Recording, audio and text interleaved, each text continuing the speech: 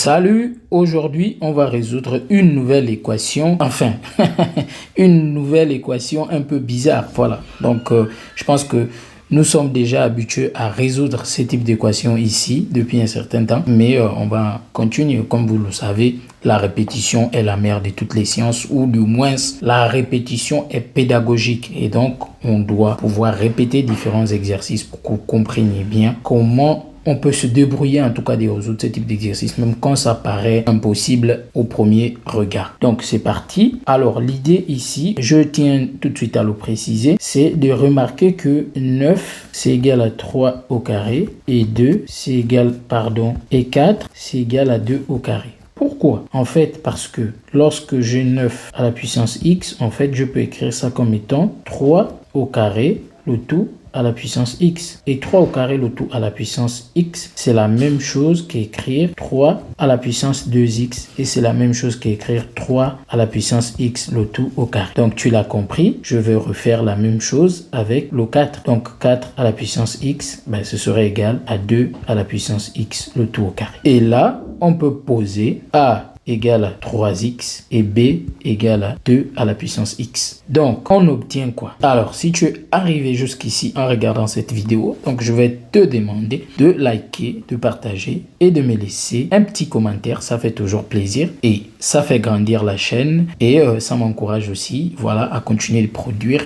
du contenu éducatif. Donc, on continue. Donc, notre équation que je vais appeler E. Donc, notre équation E devient quoi? Donc, E devient A au carré plus B au carré, 2B, puisqu'il y a le 2 qui est devant le 4 ici. Donc, c'est 2B au carré et le 3 fois 6 à la puissance x égale à 0. Or, nous savons que a fois b, le tout à la puissance n, c'est égal à la puissance n fois b à la puissance n. Et nous savons que 6, ce n'est rien d'autre que 3 fois 2. Donc, 6 à la puissance x, c'est 3 fois 2 à la puissance x. Et donc, on aura 3 à la puissance x fois 2 à la puissance x. Donc, on obtient a au carré plus 2, plus b au carré. Voilà, je vais l'écrire comme ça. Alors, donc ici, c'est 3 fois 6 à la puissance x. Mais 3, je peux l'écrire encore 2 plus 1. D'accord? Donc, ça veut dire que moins 3, je peux l'écrire moins 2, moins 1. Et je vais écrire ça. Donc, j'obtiens moins 2 AB, puisque ça c'est A et ça c'est B, plus le B au carré qui reste ici, moins le AB qui va rester ici. Et le tout égal à 0. Donc, je peux observer que là, j'ai une égalité remarquable de la forme qu'on connaît, que je peux factoriser par A moins B, le tout au carré. D'accord? Et ici, je B au carré moins AB, que je peux encore écrire moins AB plus B au carré. Et là, bingo, je peux factoriser par B. Donc, j'obtiens A moins B, le tout au carré, moins B.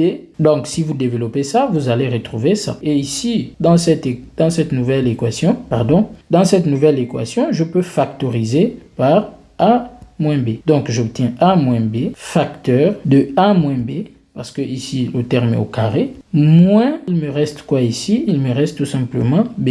Donc, tout ça, c'est égal à 0. Donc, j'obtiens finalement A moins B, facteur de A moins 2B égale à 0. Ce qui implique que A est égal à B ou A est égal à 2B. On se rappelle que tout à l'heure, on a posé que A égale à 3 à la puissance x et B égale à 2 à la puissance x. Donc, je vais d'abord prendre soin de cette première égalité. D'accord? Donc, on va commencer avec celle-ci. Donc, ici, en réalité, dans cette première égalité, on a 3 à la puissance x qui vaut 2 à la puissance x. Alors ici, je pense que vous l'avez déjà vu venir. De façon intuitive, on peut tout simplement diviser le tout par 2 à la puissance x. D'accord? Donc, allons-y. En divisant tout par 2 à la puissance x, je vais obtenir 3 sur 2, le tout à la puissance x, qui est égal à 1. Pourquoi? Parce qu'en fait, en divisant 3 à la puissance x sur 2 à la puissance x, c'est comme écrire a à la puissance n sur b à la puissance n, mais on sait que c'est a sur b, le tout à la puissance n. C'est ce que j'ai directement écrit ici. Donc, on passe. Donc, j'obtiens finalement, en appliquant le logarithme de deux côtés, j'obtiens en fait que x égale à,